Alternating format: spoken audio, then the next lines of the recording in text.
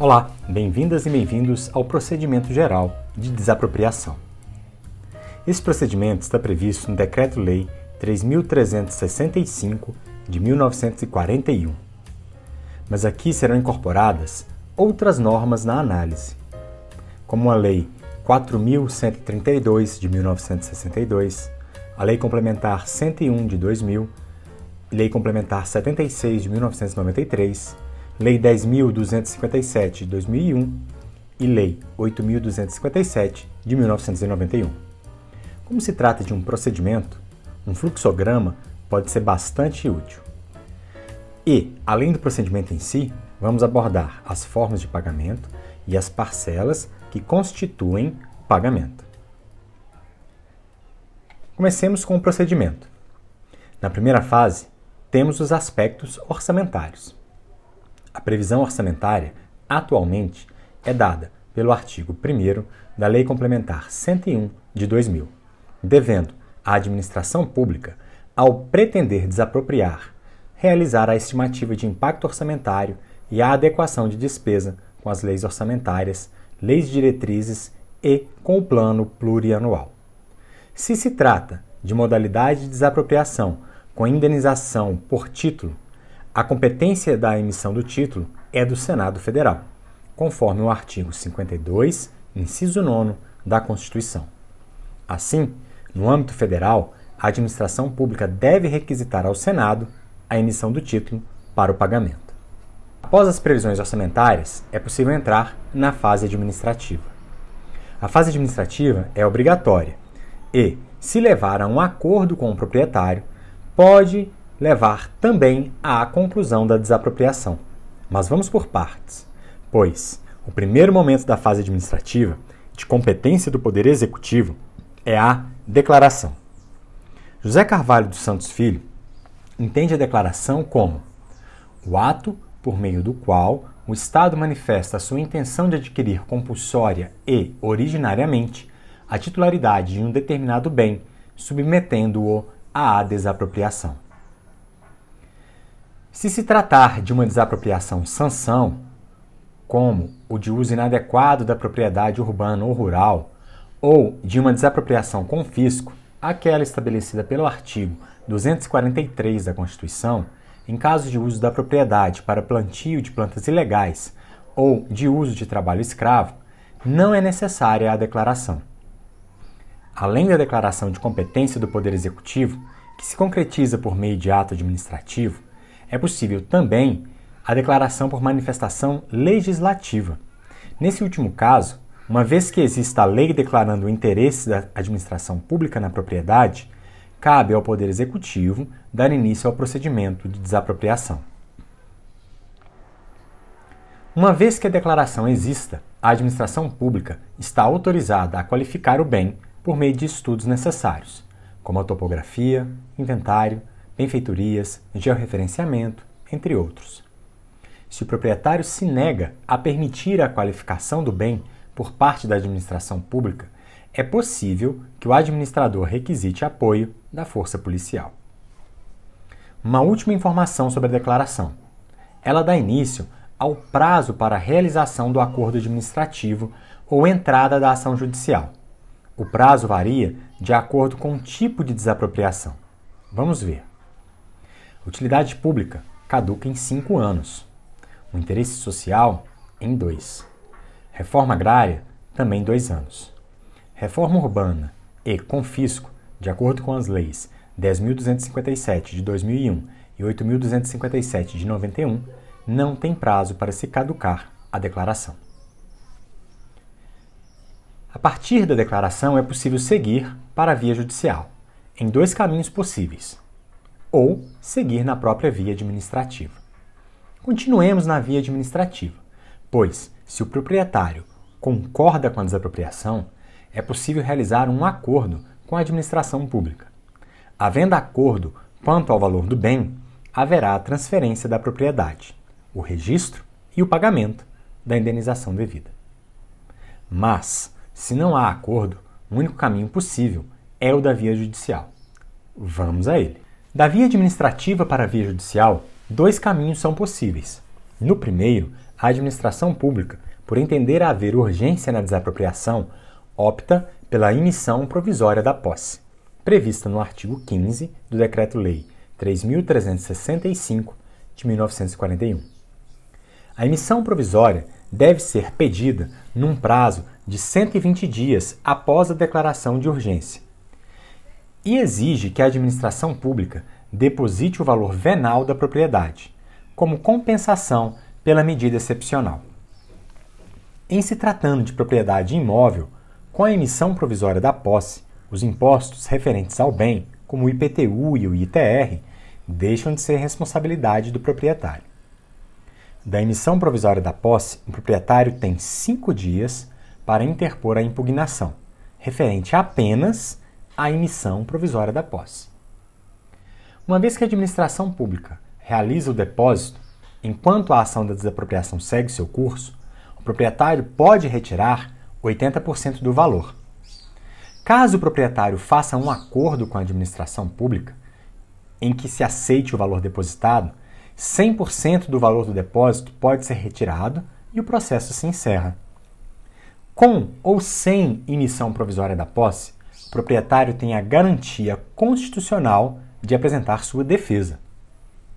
Em matéria de defesa, só é permitido apresentar conteúdo contra algum vício processual e/ou referente ao valor que a administração deseja pagar. Outras argumentações só podem ser inquiridas por meio de ações próprias. Em se tratando de desapropriação para fins de reforma agrária, é possível também que o proprietário apresente argumentação referente à produtividade da propriedade. Ainda com relação à desapropriação para fins de reforma agrária, segundo o artigo 18, parágrafo 2º da Lei Complementar 76 de 1993, é obrigatória a intervenção do Ministério Público. Nos demais processos de desapropriação, nessa fase, intervêm apenas os procuradores das pessoas federativas ou administrativas autoras da ação de desapropriação. Com o processo todo instruído, julgada procedente a ação, passa-se à fase de indenização, que visa compensar a perda do bem.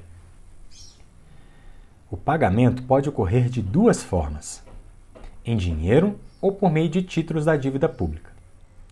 Com o acordo administrativo, não são necessários os precatórios e o pagamento é feito junto com o acordo, portanto, de forma mais célere. Havendo emissão provisória da posse, não custa lembrar, o proprietário já pode retirar 80% do valor. Se a sentença é procedente, com o trânsito em julgado, o proprietário pode retirar o montante restante. Se a sentença dá um valor superior ao depositado, o que exceder na sentença ao que foi depositado deverá ser cobrado via precatórios ou requisição de pequeno valor, conforme for o caso. Se não houve emissão provisória da posse, também não houve depósito de nenhum valor por parte da administração pública. Assim, ao proprietário só resta a via de executar o valor por meio de precatório ou requisição de pequeno valor, conforme o caso. Considerando as formas de pagamento, o pagamento com título se dá com a entrega do próprio título, embora, nesse ato, ainda não exista o pagamento em si. Além disso, a entrega do título possibilita que a administração pública registre a propriedade em seu nome. Se a desapropriação é urbana, o título pode ser pago em até 10 anos, com parcelas anuais, iguais e sucessivas, garantindo o valor da moeda. Se a desapropriação é rural, o prazo do pagamento é dado de acordo com o tamanho da propriedade. Quanto maior a propriedade, maior o prazo de pagamento. Se a propriedade é maior do que 150 módulos rurais, o pagamento ocorrerá em 20 anos, por exemplo. A existência desse prazo se justifica, pois a indenização por títulos, não custa lembrar, ocorre em desapropriações sanções, aquelas nas quais o proprietário não atendeu à função social da propriedade. Ainda quanto às formas de pagamento, o pagamento em dinheiro, como não constitui sanção, deve ocorrer de maneira prévia, ou seja, antes do registro da propriedade em nome da administração pública, justa, com ressarcimento integral pela perda da propriedade e, obviamente, em dinheiro. Conhecida todas as etapas do processo administrativo judicial de desapropriação e seus respectivos meios de pagamento, é hora de conhecermos as parcelas da indenização. A primeira parcela é o valor do bem, que deve considerar tudo que o proprietário perde. Aí, portanto, vão constar o lucro cessante, comprovado com perícia, compreendendo tudo que o proprietário deixou de ganhar. Se há pagamento de lucro cessante, não haverá pagamento de juros compensatórios, pois as finalidades são as mesmas: compensar por perdas da exploração econômica do bem.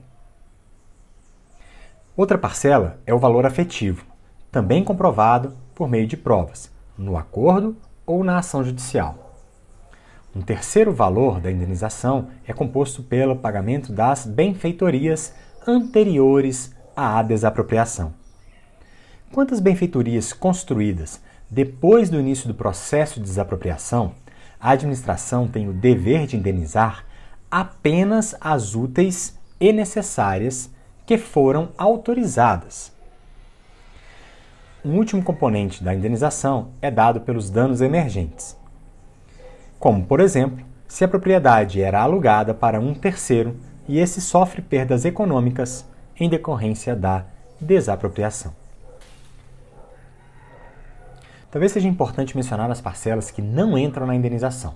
Primeira, mera expectativa de ganho, como, por exemplo, a desapropriação de um terreno que no futuro poderia ser loteado. Segundo, jazidas minerais sem concessão de lavra, pois são bens públicos da própria União. Terceiro, a cobertura vegetal, que por si só não acresce na indenização. Se não houve pagamento do lucro cessantes, deve haver pagamento dos juros compensatórios. O pagamento dos juros compensatórios é construção jurisprudencial. Vejamos a súmula 164 do STF. No processo de desapropriação são devidos juros compensatórios desde a antecipada emissão da posse, ordenada pelo juiz por motivo de urgência. O pagamento dessa parcela não depende da produtividade da propriedade, mas se o imóvel não pode ser explorado economicamente, não há pagamento de juros compensatórios. A quantificação dos lucros cessantes é que são elas. Até 11 de junho de 1997, de acordo com a súmula 113 do STJ e 618 do STF, os juros compensatórios seriam de 12% do valor da indenização corrigidos. Depois de 11 de junho de 1997 até 13 de setembro de 2001, com a medida provisória 2183-56, que modificou o artigo 15A do Decreto-Lei 3.365 de 1941, o valor passou a ser 6% da diferença entre o preço ofertado em juízo e o valor indenizatório fixado na sentença. De 13 de setembro de 2001 até 2018, com a ADI 2332, o valor passou a ser 12% da diferença apurada entre 80% do preço depositado em juízo e o valor indenizatório fixado na sentença.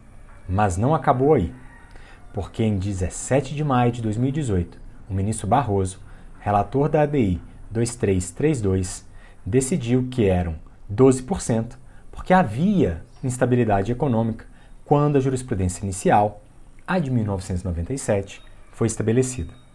E o processo de desapropriação era longo a ponto de, por meio da inflação, esvaziar o valor de conteúdo econômico. Sem a instabilidade econômica e a incompatibilidade com os juros de aplicações financeiras, o valor deve ser, segundo o ministro Barroso, de 6%. O ministro justifica a redução de 12% para 6% da diferença apurada entre 80% do preço depositado em juízo e o valor indenizatório fixado na sentença aos gastos do INCRA com o pagamento de indenizações por desapropriação.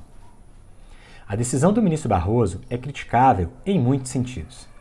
Para não desvirtuar o objetivo do vídeo, que é o de abordar o procedimento da desapropriação, serei sintético na crítica. A instabilidade econômica e a crise são permanentes no Estado capitalista.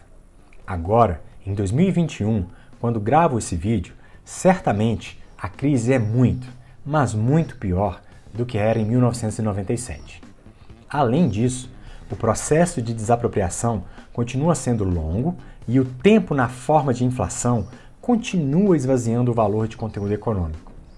Nas aplicações financeiras, o investidor opta por um determinado investimento. Na desapropriação, o Estado é quem decide retirar a propriedade, ainda que contra a vontade do proprietário. Não se trata de uma forma de investimento, e sim de uma forma de expropriação. E, por fim, se o INCRA gasta dinheiro com a desapropriação, é porque existe ali previsão orçamentária e, possivelmente, planejamento de execução de políticas públicas. Concretizar direitos custa dinheiro, ministro. Ok, deixemos o ministro Barroso de lado, pois ainda existem algumas parcelas a serem comentadas antes de irmos embora. São elas: os juros moratórios, que são devidos se há atraso no pagamento da indenização. A quantificação aqui é mais simples e sem interferências judiciais. 6% do valor da indenização corrigido monetariamente a partir de 1º de janeiro do exercício seguinte em que o pagamento deveria ser feito, conforme o artigo 15b do Decreto-Lei 3.365 de 1941. Uma penúltima parcela é composta dos honorários advocatícios do expropriado, garantidos pela súmula 378 do STF. Na indenização por desapropriação, incluem-se honorários do advogado do expropriado. A base de cálculo é a diferença entre a oferta e a indenização, corrigidas, ambas monetariamente.